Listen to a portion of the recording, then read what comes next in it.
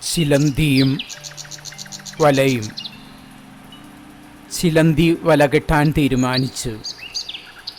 വല കെട്ടും മുൻപായി ചിലന്തി മനസ്സിൽ പറഞ്ഞു, ഞാൻ കെട്ടുന്ന വല ഈ നാട്ടിലെ ഏതൊരു ചിലന്തി കെട്ടുന്ന വലയേക്കാളും ഭംഗിയുള്ളതും വലുതുമായിരിക്കണം. ചിലന്തി വല കെട്ടാരംഭിച്ചു. മണിക്കൂറുകളും ദിവസങ്ങളും കടന്നുപോയി. ചിലന്തി രാപകലില്ലാതെ വലകെട്ടിൽ മുഴുകി.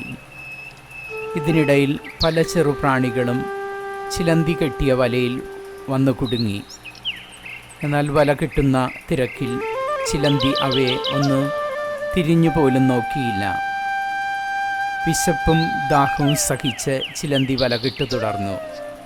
ഓരോ ഇഴ കോർക്കുമ്പോഴും ചിലന്തി മനസ്സിലോർത്തു, ഞാൻ കെട്ടുന്ന വലയോളം സുന്ദരമായതും വലുതുമായൊരു വല എനിക്ക് മുൻപും പിൻപും ഒരു ചിലന്തിയും കെട്ടാനിട വരരുത്. ആ ഒരു ചിന്തയോടെ ചിലന്തി വലകെട്ടു തുടർന്നു. കൈകാലുകൾ തളർന്നു. വിശപ്പും ദാഹവും താങ്ങാനാവാതെ ശരീരം വിറയ്ക്കാൻ തുടങ്ങി. അപ്പോഴും ചിലന്തി വലിയ വലകെട്ടാനുള്ള തിടുക്കത്തിലായിരുന്നു. എന്നാൽ അടുത്തൊരു നിമിഷം വലകെട്ടാനുള്ള തുപ്പൽ ചിലന്തിയുടെ വായിൽ നിന്നൊഴുകാതായി. ആ നിമിഷം ചിലന്തി ഓർത്തു, ഒരു ചെറിയ പ്രാണിയെയെങ്കിലും തിന്നിട്ട് വലകിട്ട് തുടരാം. വിറയ്ക്കുന്ന കാലുകളോടെ ചിലന്തി വലയിൽ കുടുങ്ങിക്കിടന്ന ഒരു കൊച്ചു പ്രാണിയുടെ അടുക്കിലേക്ക് നടക്കാൻ തുടങ്ങി. എന്നാൽ നന്നേ തളർന്നിരുന്ന ചിലന്തി വലയിൽ നിന്ന് പിടിവിട്ട് നിലത്ത് വീണ് കിടന്നുകൊണ്ട് ചിലന്തി താൻ നെയ്ത വലയിലേക്ക് നോക്കി നെടുവേർപ്പിട്ടു.